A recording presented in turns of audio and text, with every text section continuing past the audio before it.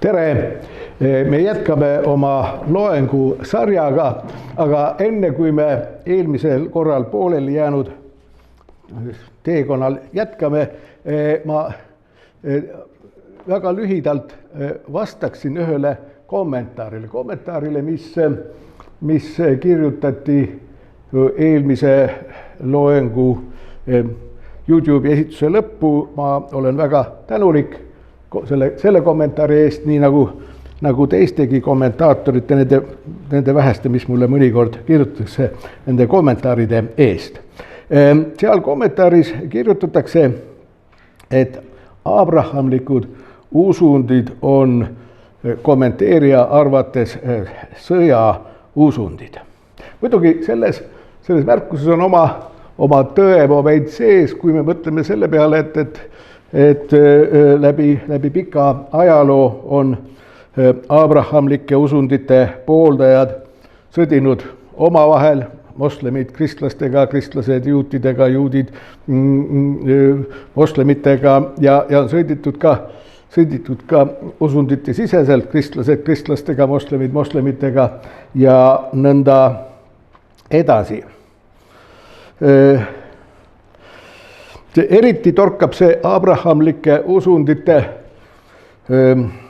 omavahel, mitte usundite, vaid nende usundite kandjate, usundite esindajate omavahelised sõjad, sõdimised siis silma, kui me koondame oma tähelepanu Lähis-Idale või Euroopale, mida me tegelikult siin loengutes olemegi Lähis-Ida suhtes teinud. Me oleme väga lähedalt, me oleme püüdnud vaadata väga lähedalt seda religioosset maailma nii antud hetkel kui ka mingil määral ajaloolises dimensioonis.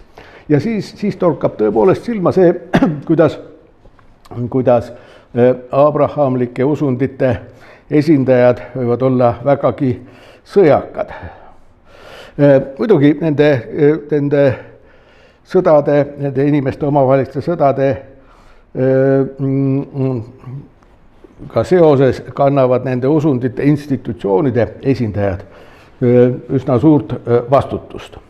Aga kui me vaatame maailma globaalsemalt, laiemalt, siis näeme tegelikult sama pilti ka teiste usundite juures. Eriti kui me võtame mingisuguse maailma piirkonna ja vaatame seda nii-öelda hästi lähedalt detailselt, siis see pilt ei ole sugugi parem.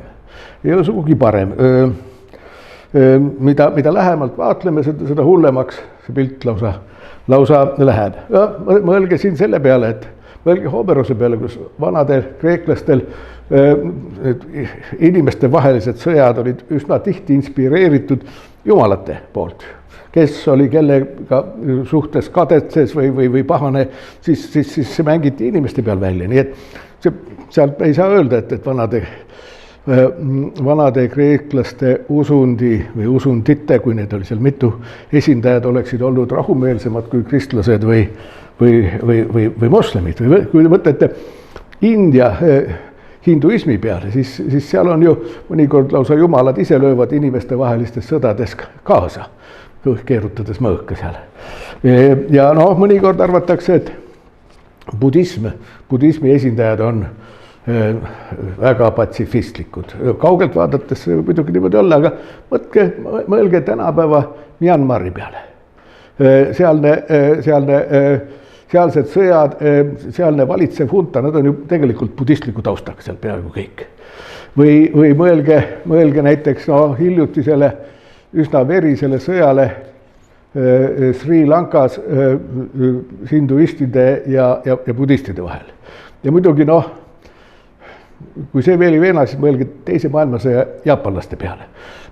Hiinlased siiamaani ei kannata jaapanlasi, mandrihiinlased vähemalt. Ei kannata jaapanlasi, nii palju kui mina olen mandrihiinlastega kohtunud, ei kannata jaapanlasi silma otsaski selle teise maailmasõja aegse jaapanlaste tegevuse tõttu, kelle taust oli ju ka oli ju väga tihti budistlik. Või mõelge, näiteks eesti keeles on see väga huvitav raamat ilmunud. Vist mõned aastad tagasi, ma arvan, ilmus tõlkeraamat pealkirjaga Vaikus. Vaikus, milles see on ajalooline romaan minu hinnangul üsna realistlikult kirjeldatud romaan sellest, kuidas jaapanlased tavaliselt budistliku taustaga, kuidas nad hävitasid selle jesuiitide missioni kunagi ja esimesed Jaapani kristlased, see oli äärmiselt julm. Isegi film vist peaks ka selle raamatu, selle romaani järgi on tehtud üsna kuulus film ka, nii et mida ma nõrganärvilistel ei soovita vaadata. Ja see romaan Vaikus, see ei ole eurooplase kirjutatud, see on jaapanlase enda kirjutatud romaan. Ja muidugi võiks öelda, et aga usundite puudumine, vaat see vabastab meid sõdadest. Seda juttu võib rääkida inimene, kes on elanud väga kaugel Nõukogude Liidust, pole midagi Nõukogude Liiduga kuulnud. Mõelge siin kümnetele, võib-olla isegi 100 miljonile hukatule ja hukkunule Nõukogude sotsialismi ja Hiina sotsialismi ja Saksa natsionaalsotsialismi tingimustes. Saksa natsionaalsotsialism ei olnud ka religioosne, kuigi ta oli võib-olla natuke tolerantsem religioonide suhtes kui Nõukogude sotsialism, aga ka nii, et nii-öelda väidetavalt religiooni puudumine on leiutanud Auschwitzi ja Gulagi ja giljotiini, Prantsuse revolutsioon, mis oli ka ju tegelikult religiooni vastane. Minu nägemuse kohaselt religioonid, eriti vanad ja suured religioonid on suurte raamatukogude sarnased, nii nagu raamatukogus inimene võib valida endale sobiliku raamatu lugemiseks, nii on ka religioonides, vähemalt suurtel ja vanadel religioonidel, niivõrd palju igasuguseid väiteid, seisukohti, lugusid, et sealt võib, hea otsimise peale võib igasuguste sõdade jaoks õigustusi leida. Võib-olla üheks niisuguseks näiteks, klassikaliseks näiteks on Vana Testament. Vana Testament, millesse siit linnast pärit kõige suurem teoloog, maailmas kõige tuntum selle linna teoloog Adolf von Harnack pidas mittevääriliseks kristluse jaoks ja arvas, et kristlus peaks sellest distantseerima ennast. Aga teiselt poolt sellest samast raamatust võib leida otsa vastupidiseid seisukohti. Siin tooksin ära või soovitaksin kõigil lugeda, kes arvavad, et Vana Testament on üks hirmus raamat, mida ei tohi kellelgi lugeda, soovitaksin lugeda Uku Masingu artiklit Evangeelium Vanas Testamendis. See on suurepärane teoloogiline artikkel. Ma mäletan, kui ma ise olin üliõpiline, seda lugesin, see oli minu tol ajal, see oli palju aastakümneid tagasi, see oli väga oluliseks võtmeks selleks, mis aitas mõista Jumalat, kellest räägib Vana Testament. Ja selle kaudu, kes Jumalat mõistab paremini ka inimesi ja maailma. Nii et inimesed võivad leida religioonidest väga palju asju, mida keegi tahab mõnikord. Nii et minu hinnangul mitte usundid, ei abrahamlikud ega hinduism ega budism ega paljud teised ei ole sõjausundid, vaid inimesed on sõjainimesed ja nad võivad kasutada oma neid usundeid nii, nagu nad tahavad. See oli niisugune lühi kommentaar minu poolt sellele kommentaarile, mis mind inspireeris seda asja siin rääkima. Nii, aga eelmine kord, me oleme ikka Süürias veel, me oleme Süürias ja ilmselt veel nii mõnedki järgmised korrad oleme oma asjadega Süürias. Ja eelmine kord me alustasime kristluse vaatlemist, ristiusu vaatlemist Süürias ja ma jõudsin anda ülevaate Süürias kõige suurema kristliku kiriku või kristliku konfessiooni kohta, see tähendab ida-ortodokse kiriku kohta, täpsemalt Antiookia Kreeka ortodokse patriarhaadi kohta ja kui te mäletate, siis ma vist ütlesin ka, et see kuigi selle nimetuses on Kreeka Antiookia Antioquia Kreeka patriarhaat, siis esiteks ei ole tal Antioquiaga midagi tegemist, sest Antioquia on Türgis ja Varemetes. Ja seal see patriarh ei ole seal juba kaua aega enam resideerinud. Ta elab hoopis Damaskuses. Ja teiseks juba 19. sajandi teisel poolel see kirik läks, see ortodoksne kirik, see on ortodoksne kirik nagu siin meie ortodoksed kirikud, samasse konfessiooni kuulud, samasuguse Bütsantsi liturgiaga, aga 19. sajandi teisel poolel nad läksid kreeka keelelt üle araabia keelele. Muidugi seal peetakse üksikuid jumalateenistusi ka kreeka keeles, aga üldiselt on need koguduse liikmed, vaimulikud ja kogu vaimulik hierarhia kuni patriarhini välja on ikkagi araabia kristlased, araabia keelsed kristlased. Niimoodi ja nüüd läheksime edasi. Edasi läheksime vanade orientaalsete kirikute juurde. Kes tahab täpsemalt nende kirikute kohta teada saada, siis ma olen kunagi andnud välja ühe raamatukese pealkirjaga Idakristlusest idas, mis on just nimelt on vanadest orientaalsetest kirikutest eelkõige Lähis-Idas, kuigi need tänapäeval on üle maailma laiali. Paberkandjal on ta ammu otsas, aga ta on vist elektrooniliselt peaks olema ostetav. Veel mõni aeg tagasi oli ta igatahes elektrooniliselt veel kätte saadav. Elektronid ei ole veel otsa saanud vist. Niimoodi. Need vanad orientaalsed kirikud, siit võib näha seda, et selle ma vist näitasin eelmine kord ka, aga ma tuletan meelde, see sinine siin, see niisugune violett ja sinine, see on ida-ortodokse kristluse osakaal Süüria kristlaskonnas. See on 56. aasta andmed, aga need absoluutarvud on muutunud üles ja alla, aga see niisugune omavahelised suhted või proportsioonid peaks enam-vähem samad olema. Kollased on nõndanimetatud miafüsiitlikud kirikud. See roheline siin on nestoriaanlik kirik. Suuruselt kõige suurem on see sinine, siis kollane, mina käsitlen kollast koos rohelisega. Ja see punane on Rooma üldse katoliku kirik, mis on natuke rohkem kui veerand Süüria kristlaskonnast. Et see proportsioonid on umbes samaks jäänud tänapäevalgi. Vähemalt nii palju kui hetke seisukohta informatsiooni on, aga sõdadest peale ei ole sealt see informatsioon, numbriline informatsioon on väga usaldusväärne. Nii, et ma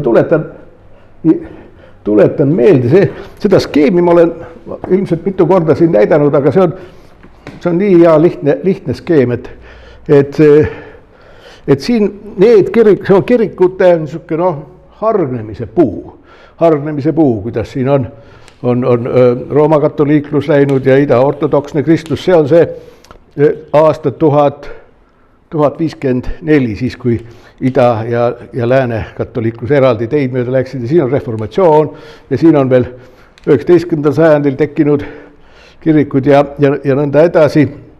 Need kaks haru siin, need kõige alumised, see violetne ja kollane, need on need vanad orientaalsed kirikud, mis eraldusid sellest peavoolu kirikust, tolleaegsest Rooma impeeriumi kirikust, eraldusid 5. sajandil Efesose kirikukoguga seoses, mitte selle kirikukogu põhjusel, aga sellega seoses eraldus see, mida siin on nimetatud Assüüria kirikuks või mida nimetatakse mõnikord ka nestoriaanlikuks kirikuks. Ja see violetne läks umbes 20 aastat hiljem. Tõsi, jällegi see eraldumise kohta ei saa öelda, et oleks 451 toimunud nagu siin, vaid see 451 on lihtsalt üks tähtsündmus, see protsess iseenesest hakkas kindlasti teoloogiline ja kirikupoliitiline protsess hakkas palju varem peale. Need kiriku praod, kristluse praod olid peaaegu algusest peale olemas, aga nad nagu niisuguste asjade puhul ikka need praod lähevad suuremaks ja siis see on lihtsalt üks tähtaeg, aga noh, see viimane lahknemine võib-olla oli veel 6. sajandil niimoodi. See on see nõnda nimetatud miafüsiitlike kirikute rida. Siin on koptid ja süürlased ja armeenlased ja etiooplased. Nii et kes tahab täpsemalt seda teoloogilist tausta ja arengusaustus lugeda, soovitan lugeda seda oma raamatut. Nii, ja ma alustaksingi sellest kõige varem hargnenud kirikust, sellest kollasest kirikust siin. Kollasest kirikust, nestoriaalikust kirikust. Teda võib ka nimetada, nad ise rõhutavad ennast, et nad on Idamaa kirik. Mina olen kasutanud tavaliselt oma kirjatükkides ja juttudes sõna hommikumaa, et rõhutada selle kiriku erivära. Kas teised ka kasutavad seda sõna, ma ei tea. Aga nii, hommikumaa nestoriaanlikud kirikud. Miks ma ütlen siin kirikud? Sellepärast, et selle nestoriaanliku kristluse lugu on olnud niisugune eriti viimastel sajanditel. Kunagi ta oli hiilgav kirik Pärsia impeeriumis ja tema hiilgusaeg oli ka abassiidide kalifaadi ajal, islami keskkonnas. Ja ta oli niisugune, ütleme, globaalne kirik, mis ulatus Küprosest kuni Kollase mereni. Ta oli tol ajal, tema territoorium oli suurem kui Rooma katoliku tolleaegne või terve Õhtumaa kristluse territoorium, aga tal on, see on niisugune kurb lugu, tema lugu olnud ja eriti pärast Timuri rüüsteretki on umbes rohkem 600 aastat tagasi oli tal väga niisugune järsk allakäik ja veel 1968. aastal ta hargnes veel kaheks tükiks läks. Ühe ametlik nimetus Püha Apostellik Katoliiklik Assüüria kirik ja teise ametlik nimetus Hommikumaa Mõistne Apostellik ja Katoliiklik kirik. Nende kiriku nimedes see sõna katoliiklik või mõnes kohas sõna ortodoksne, ärge neid sisuliselt ärge väga tõsiselt võtke, sest põhimõtteliselt iga normaalne, ütleme, eluterve kristlik kirik ütleb enda kohta, et me oleme ortodoksed kristlased. Kui ta niimoodi ütleks, siis oleks see mingisugune mõttes haige kirik, kes ütleb, et me oleme heterodoksed kristlased. Või siis, kui nad ei arvaks, et nad on tegelikult universaalne kirik, mida see katoliiklikkus ka mingil moel tähendab, siis jällegi see on niisugune kahtlane ärk, kui öelda, et me ei ole katoolne või katoliiklik või universaalne. Me oleme ainult siin koha peal Tartu linna põhjaosas kehtiv kirik, mujal meie asjad ei kehti. See ei oleks ka normaalne. Niisiis, nestoriaanlik kirik, tegelikult nestoriaanlik kirik, ta on suhteliselt väike ja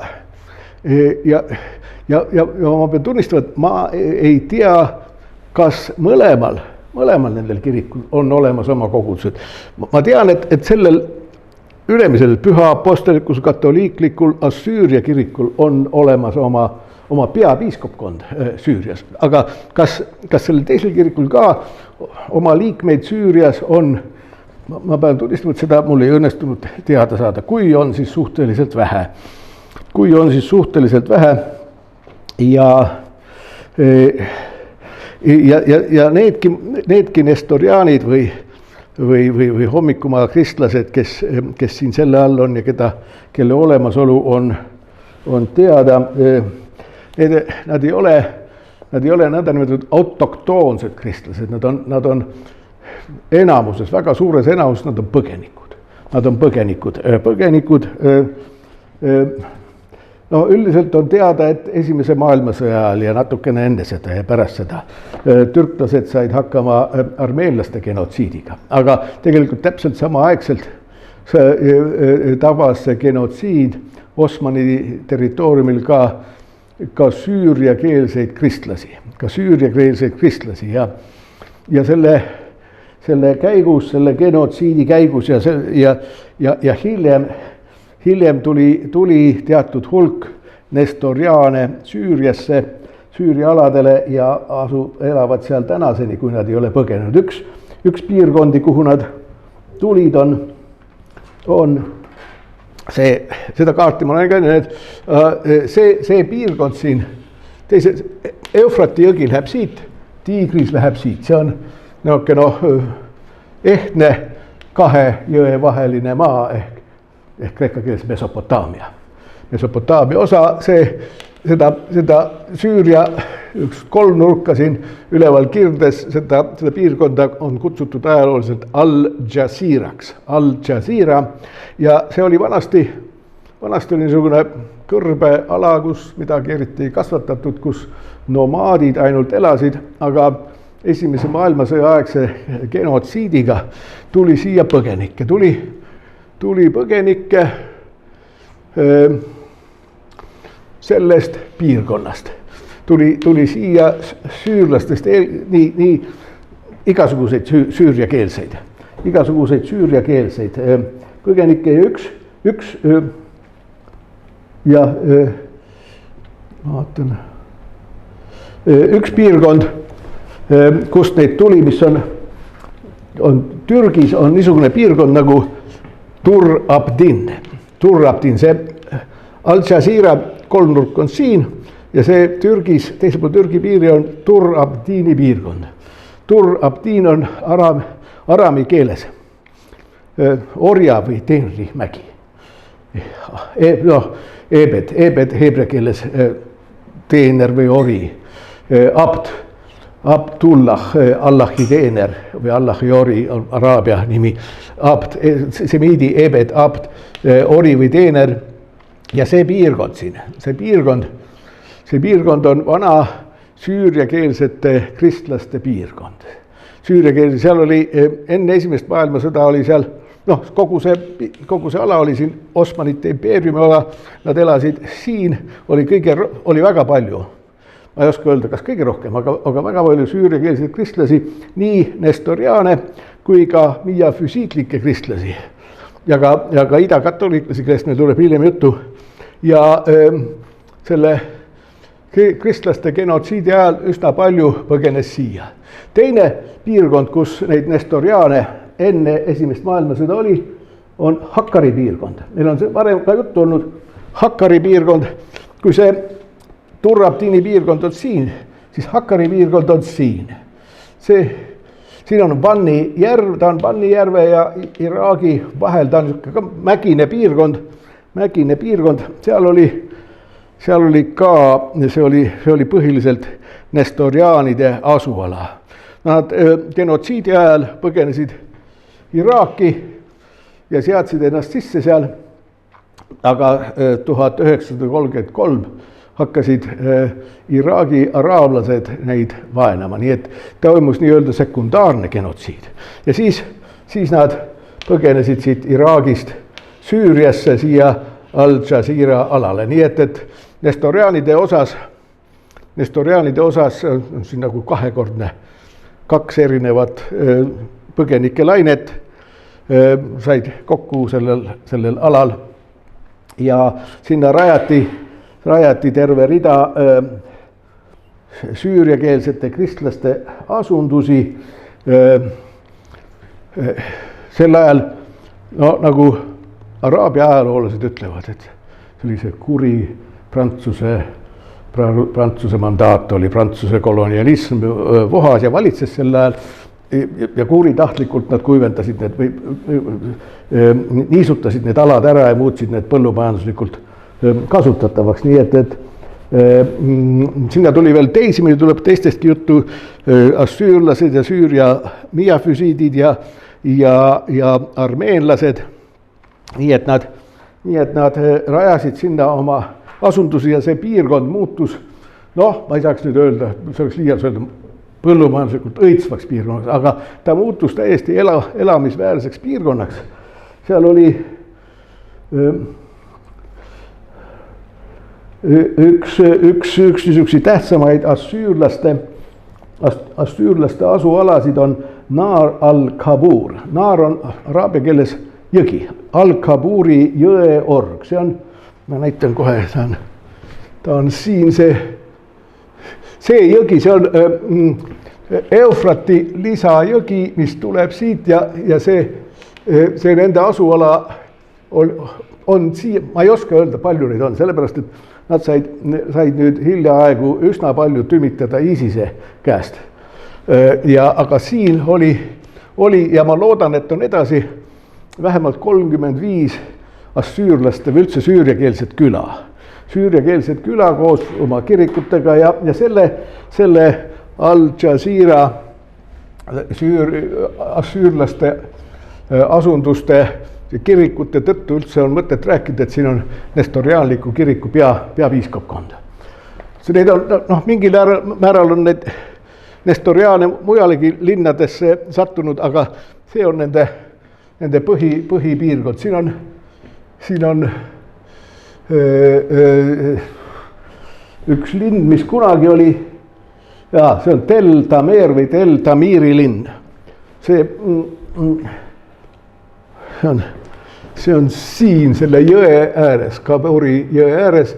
See rajati prantslaste poolt Prantsuse mandaadi ajal just nimelt assüürlaste või nestoriaanide linnaks, aga aja jooksul on sinna asunud üsna palju araablasi ja teiseks see piirkond on ka kurdid ka ja suur osa kurde on ka põgenikud olnud. Põgenikud nii Iraagist kui ka Türgist, kus neid mõlemas kohas on neid kurde tümitatud, aga kurdidest me räägime pikemalt siis, kui jõuame Türgi juurde. Jah, et kurdide osakaal on ka sealt suurenenud ja araablaste kurdide osakaalu suurenedes on loomulikult süüriakeelsete kristlaste osakaal ka vähenenud. Tänapäeval eelmise sajandi lõpus, enne nende sõja algust oli Süürias kuskil 17 kuni 20 000 nestoriaani niimoodi hinnanguliselt. Nestoriaanide arvu on väga raske kindlaks teha, sest et nende piiskopid ja preestrid ei pea väga täpset arvet. Katoliiklaste puhul on see lihtsam, katoliiklased annavad igal aastal välja oma ühte raamatut Annuario Pontificatiot, kus on piiskopkondade kaupa ära toodud andmed. Tõsi, kui vaadata seda raamatut, siis ilmselt on ka erinevates piiskopkondades on need usklike arvude määramised üsna erinevad. Mõnes on, ütleme, informatsioon, meid on 10 000. Teine piiskopkond ütleb, et meid on 7963. Nii et need meetodid on, inimeste loetlemise meetodid on ka erinevad, aga mingi informatsioon ikkagi saab. See on üks neid seal samas selle jõe, Kaburi jõe ääres üks assüürlaste kirikuid. Ma loodan, et see kirik on pärast sõda jäänud sama terveks, nagu ta siin pildi peal on. Nagu te näete, see ei ole vana kirik, see on uus kirik, sest et nestoriaanide asundused ei ole vanad seal piirkonnas sugugi. Niimoodi. Nüüd läheme edasi. See järgmine, kui me võtame korra, see järgmine haru, kes siit arunes, see violetne, on nõnda nimetatud miafüsiidid. Need nimetused nestoriaanid, miafüsiidid, neil on oma teoloogiline tähendus, teoloogilise vaidluste, arusaamade, teoloogilise mõtlemise kontekstis ja ma ei hakka siin seda seletama, miks neid miafüüsiitideks nimetatakse, nendest on varem olnud pikalt juttu ja neid saab kätte sellest raamatust ka täpsemalt nii. Miafüüsiitlikud kirikud, miafüüsiidid, need traditsiooniliselt on kopti kirik Egiptuses, aga kopti kirikut minu teada Süürias ei ole, siis on koptid Egiptusest lõuna poole Etioopias on Etioopia rahvuslik kirik ja tänapäeval Eritrea kirik, neid minu teada ka ei ole. Neid oli näiteks Terra Sancta puhul, sai nendest mõlemast natuke rääkida, aga Süürias pole teada, et seal oleks. Aga siis on Süüria ortodoksne kirik. Süüria ortodoksne kirik, see Süüria, mis on selles kiriku nimetusest ja see Süüria, mis on riigi nimetus, need ei ole samad asjad. Eesti keeles, ma olen seda kurtnud korduvalt, eesti keeles ei saa vahet teha. Peaks võib-olla ise välja mõtlema, sest kes seda ikka mõtleb välja. Aga siiamaani ei ole see võrd, kõik on Süüria. Inglise keeles on lihtsam. Syrian puudutab Süüria Araabia Vabariiki ja kõik, mis temaga seoses on. Ja Syriak tähendab seda rahvakildu, kelle emakeel või vähemalt kelle esivanemate emakeel on olnud Süüria keel, mis erineb mõnevõrra araabia keelest, mis on ka semiidi keel, aga siiski oluliselt erinev. Ja tavaliselt need, kelle kohta inglise keeles kasutatakse sõna Syriak, need on praktiliselt kõik kristlased. Kõik kristlased. Niimoodi. Miafüüsiitlikud kirikutest esimene Süüria ortodoksne kirik. Ja nagu ma ütlesin, inglise keeles on ta Syriac Orthodox Church, mitte Syrian. Kunagi ma mäletan väga ammu Cambridge'is sattusin lõunalauda ühe Iisraeli õpetlasega. Ma ei mäleta, kas ta oli matemaatik ja siis ma talle rääkisin Syrian Orthodox Church'ist ja siis ta ütles, et Iisraelis ei saa seda olemas olla. Ja minul oli nii palju õigus, et see kirik, mida ma mõtlesin, see on olemas küll Jeruusalemmas, aga temal oli nii palju õigus, et sellise nimetusega kirikut ei ole Iisraelis olemas, sest tegelikult niisuguse nimetusega Syrian Orthodox Church ei ole kusagil maailmas olemas. Seda võiks ka iga inimene võiks seda väita, et nii pole olemaski. Niimoodi see Süüria ortodoksne kirik, ta juhib, nii nagu selle ida-ortodokse, sealkandis tegutseva ida-ortodokse kiriku juht, patriarh, kannab nimetust Antiookia patriarh. Nii Süüria ortodokse kiriku kõige kõrgem maapealne juht kannab täpselt sama nimetust. Ta kannab nimetust Antiookia ja kogu ida või kogu hommikumaa Antiookia ja kogu hommikumaa patriarh. Tal on samuti, neid Antiookia patriarh on veel olemas, neid tuleb veel nendega, me osadega oleme kokku puutunud Liibanoni juures, aga Süürias on neid ka vähemalt 3 tükki, 3 Antiookia patriarhi. Niimoodi, see on see praegune patriarh Ignatius Afrem või Efraim, võib erineval moel hääldada, Ignatius Afrem teine, kes resideerib Damaskuses ja ta on, võrreldes minuga, ta on ikkagi suhteliselt noor mees, ta on minust 11 aastat noorem. Nii et jah, neid Süüria ortodokseid, seal on 4 piiskopkonda või õigemini 3 peapiiskopkonda pluss 1 eriline Damaskuse vikariaat, sisuliselt de facto vähemalt ka piiskopkond. Ja siin on olemas Damaskuse vikariaat, siis on Al-Jazira, see ülemine kirdenurk. Ka seal on neid päris palju kogudusi, seal on oma Süüria ortodokse kiriku piiskopkond, need on täpselt samamoodi põgenikud Türgi aladelt ja hiljem nüüd uuemal ajal just nimelt. Iraagi sõdade ajal on tulnud ka Iraagist neid põgenikke. On olemas Aleppo peapiiskopkond, aga noh, meil on Aleppost olnud juttu. Aleppo on nii tähtis religioosne keskus Süürias, et seal on vist igal konfessioonil on vähemalt oma piiskopkond olemas. Ja lõpuks on olemas veel Homsi ja Hama piiskopkond natuke lõuna pool Aleppost. Ja sealgi, nagu ma ütlesin, on üsna suur osa, kuigi mitte kõik Süüria ortodoksed kristlased ei ole põgenike järeltulijad, aga suur osa on ka sealt Tur-Abdini piirkonnast tulnud või siis sealt teistelt Lõuna-Türgi aladelt, kus vanasti olid olemas oma Süüria ortodoksed kogudused. See Süüria ortodoksete kristlaste hulk kõigub. Ta on viimase 20 aasta jooksul väga palju kõikunud või viimase 50 aasta jooksul.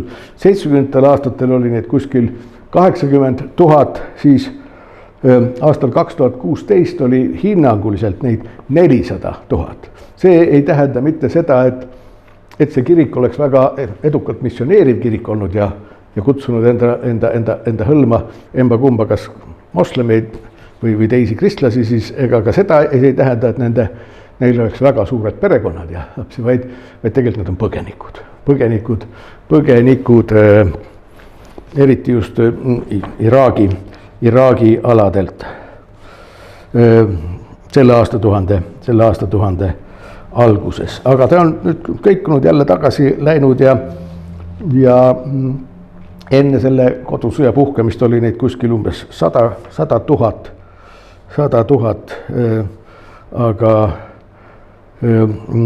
aga palju täpselt on seda muidugi keegi ei tea. See on ka üks Süüria ortodoksne kirik Aleppos. Nagu ma ütlesin, Aleppos on praktiliselt kõik nad esindatud, sest Aleppo oli vähemalt kunagi niisugune koht, kus said erinevad konfessioonid suhteliselt rahulikult koos eksisteerida. Nüüd edasi järgmine orientaalne kirik, Armeenia apostlik kirik. See on ainus orientaalne kirik, mille kogudus on Eestis olemas ka. Tallinnas Narva maadlase vana Jaani Seegi kirik, mis on see, vähemalt veel mõni aeg tagasi oli Armeenia apostliku koguduse käes.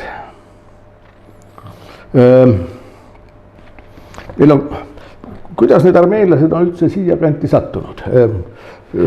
See on siin slaid Armeenia impeeriumist. Kunagi esimesel sajandil enne Kristust oli Armeenia hiilgeaegadel, ta oli nii suur, ta ulatus Damaskusest kuni Kolhiseni. Teda nimetati ka 3 mere impeeriumiks, Vahemeri, Kaspiameri ja Mustmeri. Kogu see ala oli, vähemalt Armeenia ajaloolased väidavad seda niimoodi, et ta oli. Kui palju ta oli armeenianiseeritud, seda on vist üsna raske öelda. Sest see on see vana suur Armeenia piirkond, kus kunagi armeenlased ilmselt on olnud domineerivad ja väike Armeenia siin. Tänapäeval nad muidugi enam ei ole Armeenia alad, aga kunagi on see nii suur olnud ja siis, kui te mäletate, mul vist kaarti selle kohta ei ole siin, aga 12.–13. sajandil see on Kiliikia siin, Tarsos, Kiliikia alaks seda nimetatakse, seda piirkonda. See 12.–13. sajandil umbes ristisõda, tähel oli seal Armeenia kuningriik ja tänapäeval see on siit Süüria aladel on päris Süüria põhjaosas on mõned armeenlaste väikelinnad, mille puhul võib arvata, et need armeenlased on elanud seal sellest ajast peale, kui Kiliikia kuningriik oli. Nad on Kiliikia armeenlaste kuningriigi alad. Aga armeenlaste hulk on ka viimase 100-150 aasta jooksul kõikunud, suur osa armeenlasigi on põgenikud. Et Süüria, meil oli Liibanoni puhul juttu sellest, et Liibanon on väga palju põgenike maa, no Süüria ka teatud määral on see armeenlastel on olemas kolm piiskopkonda, aga selle juurde kohe mõne hetke pärast. Esimese maailmasõja ajal, siis kui Türgis toimus genotsiid ja esimese maailmasõja lõpus veel mõne aasta jooksul veel kuskil umbes aastani 1925 tuli Süüriasse väga palju armeenlasi. Enne seda olid ka olemas, no ütleme, Aleppo oli kõige parem näide, see oli, nagu ma ütlesin, olen rääkinud, see oli niisugune väga tähtis kaubanduslinn ja armeenlased on väga tublid kaupmehed, seetõttu on olnud alati Aleppos suur Armeenia kogukond, aga enne nende esimese maailmasõjaga seotud põgenike tulekut oli ka seal oma kogukond, aga mitte nii suur ja neid armeenlasi, kes seal olid enne seda, neid nimetati vanasti Arman Kadim. Kadim on vana. Need on vanad armeenlased ja kui need uued, kes esimese maailmasõja ajal põgenikena tulid, olid eelkõige armeeniakeelsed. Need vanad armeenlased, kes Aleppos olid, need edukad kaupmehed, need olid araabiakeelsed. Ja veelgi olulisem erinevus oli see, et suurem osa nendest Arman Kadimidest suurem osa olid katoliiklikud armeenlased. Ja need uued, kes tulid, olid apostelikud armeenlased. Nii et ühest küljest need kohalikud armeenlased võtsid vastu neid põgenikke, sest nad olid üsna viletsas seisus. Need, kel õnnestus jõuda Alepposse, suur osa ei õnnestunudki jõuda. Aga mingisugused pinged seal tekkisid. Tänapäeval on see põgenike hulk, see oli ikkagi nii suur, et see Armeenia apostlikud armeenlased, selle Armeenia orientaalse kiriku armeenlased, need muutusid domineerivateks seal kandis ja ka siiamaani neid peaks nüüd rohkem olema.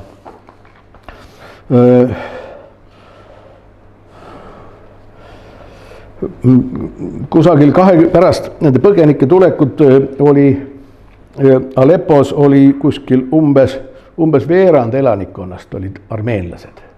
Nii et see oli üsna niimoodi armeenlaste domineeriv linn. Tõsi, neid armeenlasi tuli ka sinna Al-Jazira piirkonda, seal kirde nurgas, teisel pool Eufrati jõge. Armeenlaste hulk oli üsna suur kuni 40. aastate teise pooleni, kui Nõukogude Armeenia kutsus tagasi armeenlasi. Ja üsna märkimisväärne osa armeenlasi tegelikult läkski Armeenia Nõukogude vabariiki pärast teist maailmasõda. Kuni kuskil, 46–67 selles vahemikus. Ega see tagasikutsumine, see puudutas eestlasi ka, need eestlased, kes põgenesid 44. aastal või varem. Neid ju Nõukogude Liit kutsus tagasi ka ja mõned tulidki tagasi. Ma olen omal ajal ka kohanud inimesi, kes tulid tagasi emigratsioonist.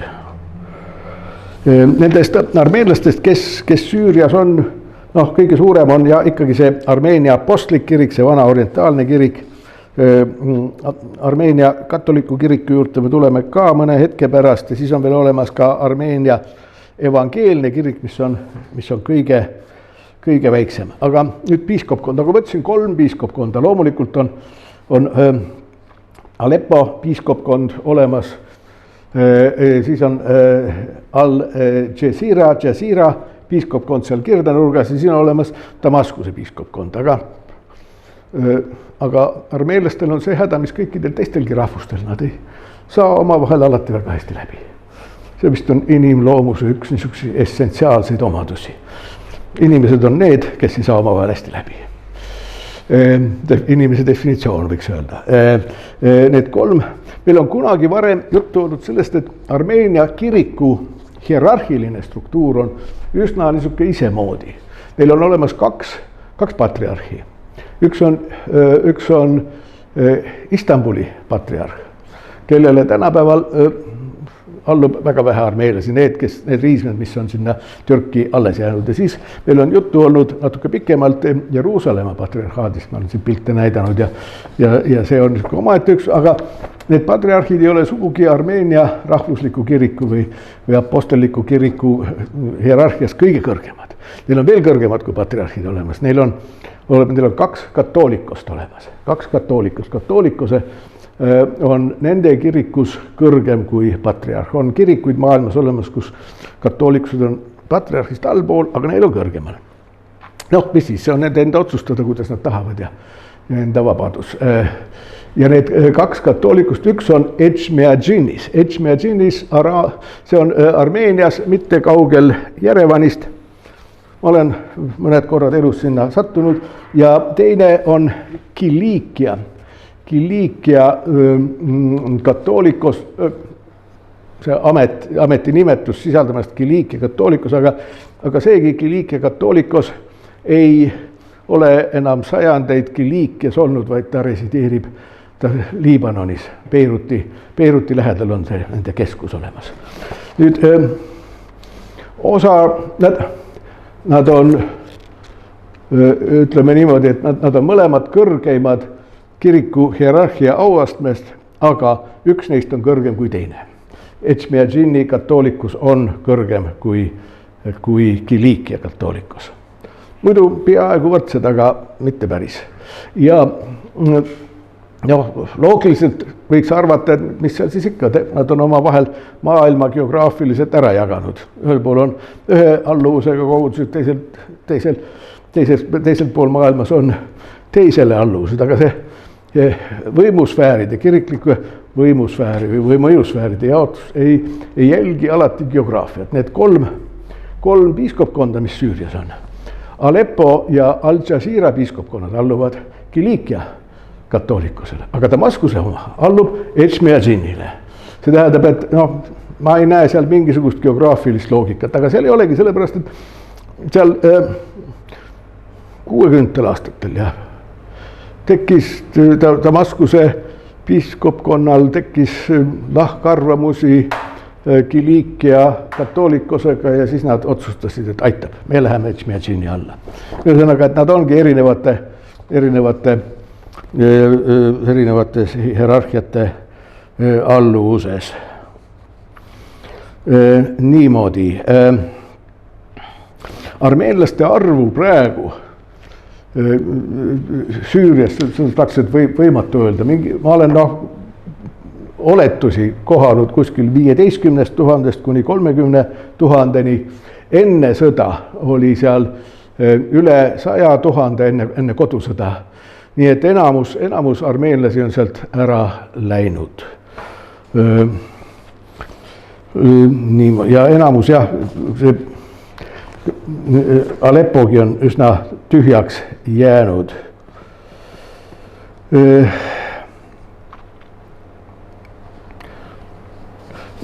Nagu ma ütlesin, on need Armeenia kogukonnad olid üsna palju, oli seal Al-Jazeera piirkonnas, Aleppos. See on üks Aleppo kirik ja see on Aleppo armeenlaste katedraal ja see on selle katedraali hoovis on memoriaal Armeenia genotsiidi ohvritele. Aga siis on, nagu ma ütlesin ka sealt, kui Aleppost üles minna, vaatame, kas mul siin kaart on. See kaart on. Nii.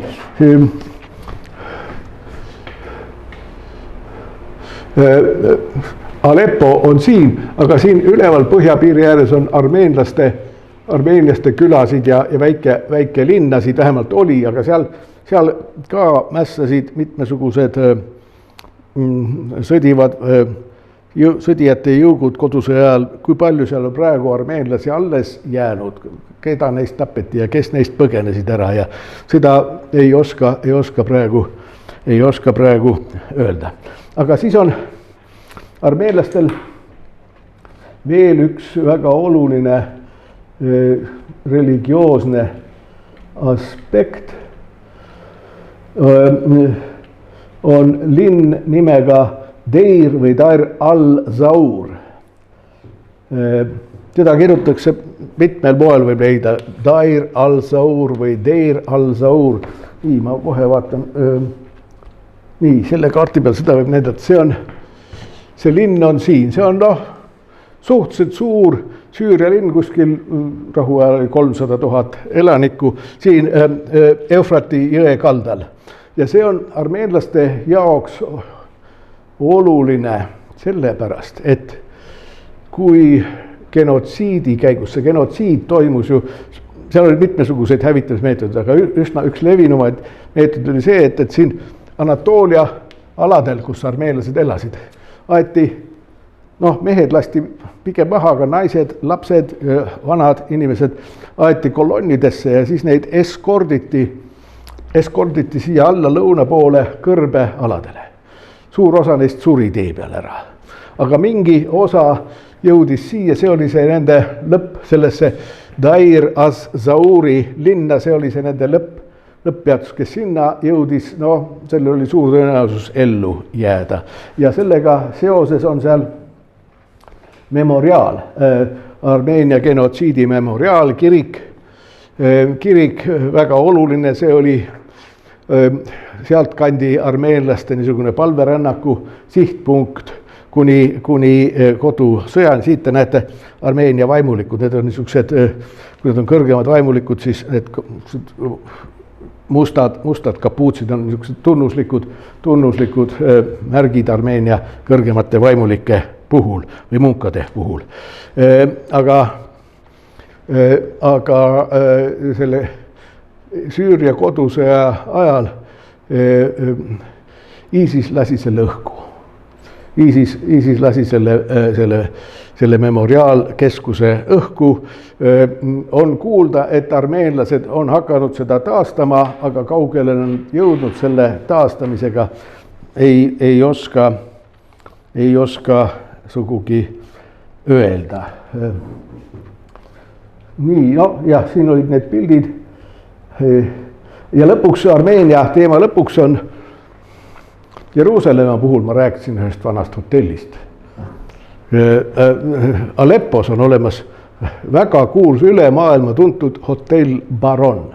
Hotell Baron, see on tublisti üle 100 aasta, see on niisugune hotell, seal on kõik võimalikud kirjandustegelased, Hemingway, paljud teised on seal olnud ja siis on seal igasuguseid poliitikuid olnud. President Assad ja kuningad ja keisrid, kõik, kes seda kanti külastavad, kõik nad on selles hotellis seal olnud. See töötas, ta oli niisugune tõepoolest rahvusvaheline hotell, kus vähemalt kirjanikud väitsid, et neil, kui nad oma tuppa lähevad pärast pikka baaris istumist, hakkab mõistus tööle ja raamatuid tuleb sulle alt välja nagu Ta sai mingil määral vigastada kodusõja ajal, aga nii palju, kui mul on informatsiooni selle hotelli, ma ise ei ole Alepposse kunagi sattunud selle hotelli kohta, siis ta mingil määral veel funktsioneerib. Need omanikud on vähemalt 100 aastat, tõenäoliselt rohkem, kui ma olen lugenud, aga ma ei mäleta kaua nad olnud. Sest päris mitmed rahvusvaheliselt tuntud kirjanikud on sellest hotellist kirjutanud oma mälestuste raamatutes ja nad on kindlasti üle 100 aasta olnud ühe Armeenia perekonna käes ja ta oli kas päris esimene või üks esimesi hotelle Lähis-Idas, mida võis niimoodi euroopalikuks pidada. Nii palju siis Armeenia apostlikust kirikust või nagu mõnikord nimetatakse seda Armeenia gregoriaanlikuks kirikuks. Nii, see oli siis lühiülevaade orientaalsetest kirikutest. Nüüd edasi katoliku kirikud Süürias. Meil on sellest varem pikemalt juttu olnud, nüüd ma ei hakka siin pikemalt seda seletama, aga natuke tuletan meelde, katoliku maailma võib rituaalses mõttes jagada kaheks osaks. On Ecclesia Latina veel Ecclesia Romana, see tähendab ladina kirik või Rooma kirik. See on seesama, mis siinsamas kõrval üle tee on ja peaaegu kõik Eestis olevad katoliku kirikud kuuluvad sellesse rituaalsesse harru, välja arvatud, mina teen ühte kirikut, mis on Tallinnas, Laboratooriumi tänaval on Ukraina katoliku kirik või Ukraina-Kreeka katoliku kirik, mis kuulub sellesse teisesse harusse, Ecclesia Catholica Orientales, idakatoliku kirikud. Idakatoliku kirikutega on nii, et kui te olete enam-vähem võhik ja lähete näiteks orientaalsesse või bütsantsi riitlusega kirikusse, te ei pruugi aru saada, kas see on ida-ortodoksne kirik või on see bütsantsi riitlusega katoliku kirik. Ma kunagi ammu 80-ndate lõpus puutusin päris palju kokku Ukrainast pärit Peterburi akadeemia üliõpilastega. Ja siis, kui ma küsisin, et tähendab, Nõukogude Liidus oli see rangelt keelatud, see bütsantsi riitlusega, idariitlusega katoliku kirik, mis on Ukrainas väga vana ja rahvuslik, see oli keelatud, aga tegelikult ta ikkagi toimis. Ta ikkagi toimis, eriti 80. aastate teisel poole. Ja ma küsisin oma sõprade käest, et nemad olid ortodoksed kristlased. Kui te lähete ühte suvalisse Lääne-Ukraina kirikusse, kuidas te saate te aru, kas see on idakatoliku kirik või on see teie enda kirik, ja nad tunnistasid, esialgu ei saa aru.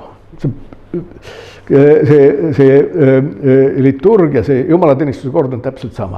Tõsi, seal on mingid erinevused, aga see peab olema väga hea asjatundja. Nad saavad alles aru siis, kui armulaua palve osana loetakse eestpalvest, keda eestpalvesse võetakse. Ja see on selge, et kui selles bütsantsi liturgia eestpalvete osas idakatoliku kirikutes nimetatakse esimesena paavsti, siis on selge, et see ei saa olla ei Moskva ega Konstantinoopoli patriarhaadi ega Kiievi patriarhaadi kirik, vaid see on mul on endal kodus üks CD, kus on Rahmaninovi liturgia, Rahmaninovi kirjutatud bütsantsi liturgia muusikat, laulab üks saksa koor, aga nende kirikuslaavi keel on perfektne, nii et ja kui ma esimesed korrad seda kuulasin, siis ma arvasin, et need on ka ortodoksid, aga ühel hetkel ma tabasin seda koha ära, kus on see armulaua eestpalve ja seal nimetati paavsti esimesena, siis oli selge, mis laulukoor seda, see on suurepärane muusika, heliteos üldse. Kui ma siin linnas ülikoolis töötasin kunagi ja Tallinn-Tartu vahel sõitsin, siis ma tavaliselt bussis seda kuulasingi bussis Tallinna ja Tartu vahel. Niisiis, kaks erinevat riitluste maailma. Nendest on natukene juttu selles raamatus, millele ma viitasin ja siis on hiljaaegu ilmus professor Riho Saardi raamat globaalsese kristluse kohta. Seal on mõned ekskursid, minult on ka üks ekskurss idakatoliku kirikute kohta. Et kes tahab lähemalt nende kohta lugeda, võib ka sellest uuest raamatust lugeda idakatoliku kirikute kohta natuke. Niimoodi. Niisiis, neil on ladina riitlusega, seal on, jah, selle kohta võiks rääkida pikalt, aga see ei ole meie oluline teema ja siis on idakatoliku kirikud, see idakatoliku kirikute maailm ei ole ühtne maailm, seal on eraldi Bütsantsi riitlusega kirikud ja siis on Ida-Süüria riitlusega ja Lääne-Süüria riitlusega ja siis on kopti riitlusega katoliku kirikud ja Armeenia riitlusega, et need on kõik suhteliselt iseseisvad kirikud, kuigi nad alluvad kõik Rooma paavstile ja see riitlus see on iseenesest väga niisugune hajus mõiste. Loomulikult riitluse hulka kuuluvad jumalateenistuse kord kuulub sinna ja igasuguste vaimulike talituste ja sakramentide pühitsemise korrad kuuluvad riitlusele, aga riitluse alla väga laialt võib kuulda veel terve hulk asju, igasugused kirikuseaduslikud. Nendel idakatoliku kirikutel on oma seaduseraamatud olemas. Need ei saa vastuollu minna üldse katoliku teiste juriidiliste tekstidega, aga neil on seal oma eripärad olemas ja siis on neil oma, see, mida tänapäeval nimetatakse spiritualiteediks, mida vanasti nimetati vaimsuseks või vagaduseks, see on nendes kirikutes erinev ja siis on veel igasuguseid muid asju, mis on põhimõtteliselt võiks öelda pisiasjad, mis ei ole põhiteoloogilised arusaamad. Nendes on erinevusi. Maailmas on niimoodi, et kui palju on Rooma katoliiklasi, kas on 1,3 miljardit umbes või? 1,3 miljardit on Rooma katoliiklasi, nendest idakatoliiklasi on kuskil umbes 18 miljonit. See tähendab, idakatoliiklaste osakaal on tillukene, ta on tilk meres ainult, ta väike, väga väikene arvuliselt, aga Süürias on vastupidi.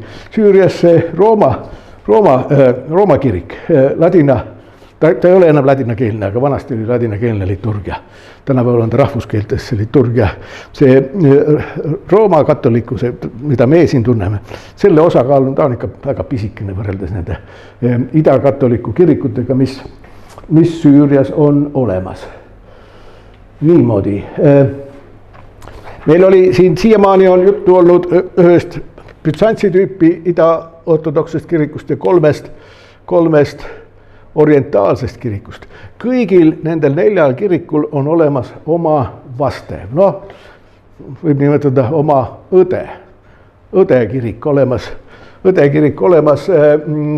Rooma idakatoliku maailmas. See tähendab seda, et kõigist neist kirikutest, nendest ida-ortodoksest või orientaalsetest kirikutest on teatud ajaloolises situatsioonis nii-öelda sündinud või eraldunud üks rühm, kes säilitades suures osas oma riitlused, oma kombed, oma traditsioonid.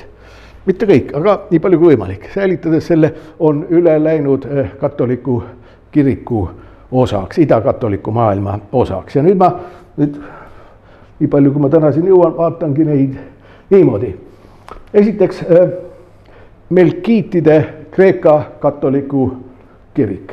Nagu ma siin hoiatasin, et kirikute ametlikku nimesid ei maksa väga tõsiselt võtta enam. Nad kannavad mingit ajaloolist pärandit. Kunagi oli niimoodi. Melkiidid on, sellest on ka varem juttu olnud, see on see semiidi tüvi MLK, mis tähendab kuningas olemist, kuninga valitsemist. See Melkiitide kirik kunagi ammu, 1500 aastat tagasi, oli kuninga allu, Rooma keisri kiriku osa. Sellest on see nimetus sinna alles jäänud. Ta kannab nimetus kannab mingil mael oma enda ajalugu, annab edasi. Ja nagu Antioquia Kreeka ortodoksi kiriku puhul oli juttu, et Kreekaga enam ei ole midagi tegemist, nad on araabiakeelsed. Ja tegelikult selle kiriku puhul see Kreeka on ka nende kunagi mineviku tunnus, nad on araabiakeelsed. Araabiakeelseteks üle läinud. Neil on nende juht, kiriku juht on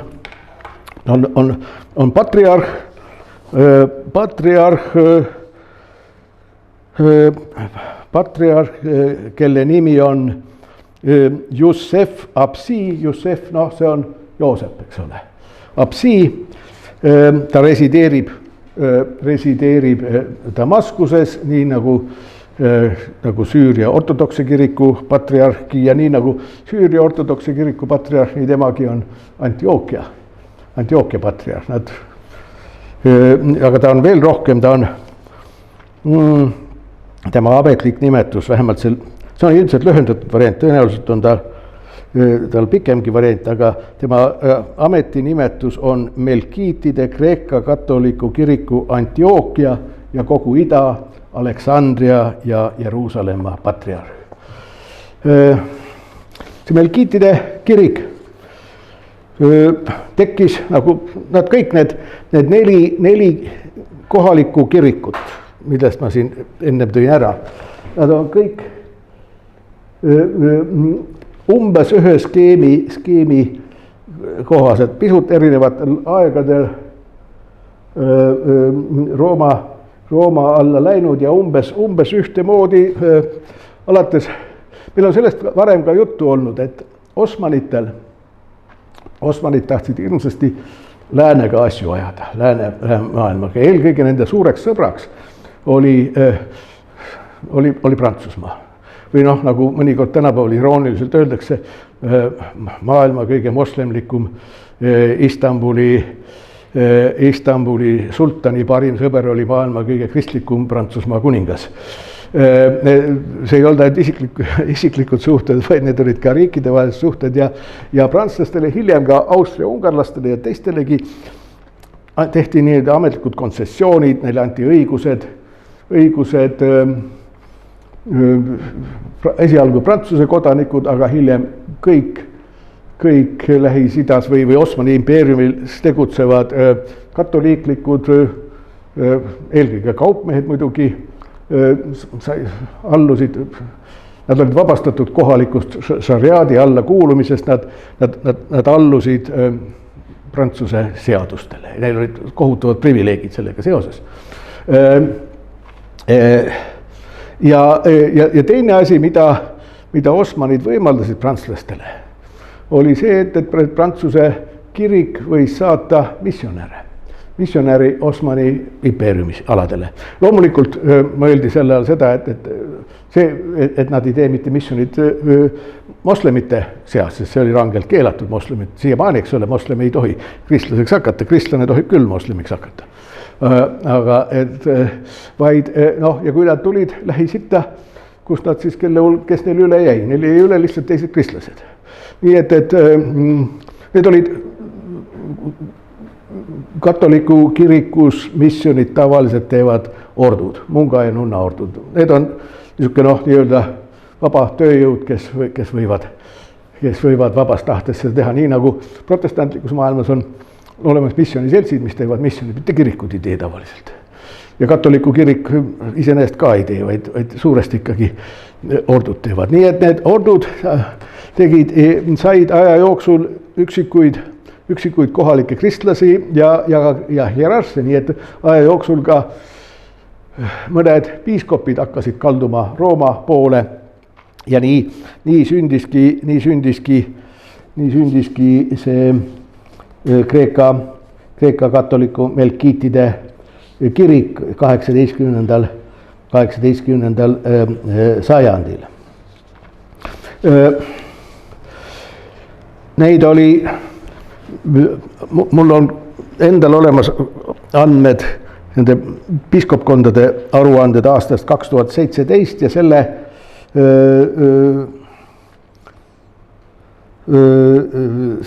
nende aruannete järgi oli neid Melkiite Süürias aastal 2017 oli 118 000. Nii et ta ei ole väga väike kirik, ta on väiksem kui see Ida ortodoksne kirik, aga siiski suhteliselt arvestatava suurusega. Neil on olemas oma teoloogia, ülikoolilaadne teoloogia teaduskond Damaskuses. Neil on olemas ka mõningaid kloostrit ja ühest kloostrist oli meil juttu. Mäletate, meil oli juttu niisugusest kohast nagu, see on Damaskuses katedraal, patriarhi katedraal.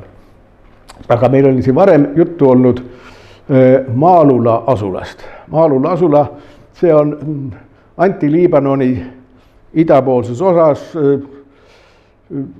mitte väga kaugel Damaskusest põhja poole. Ma vaatan, kas mul kaarti pealt ma leian see kaart, mis oli.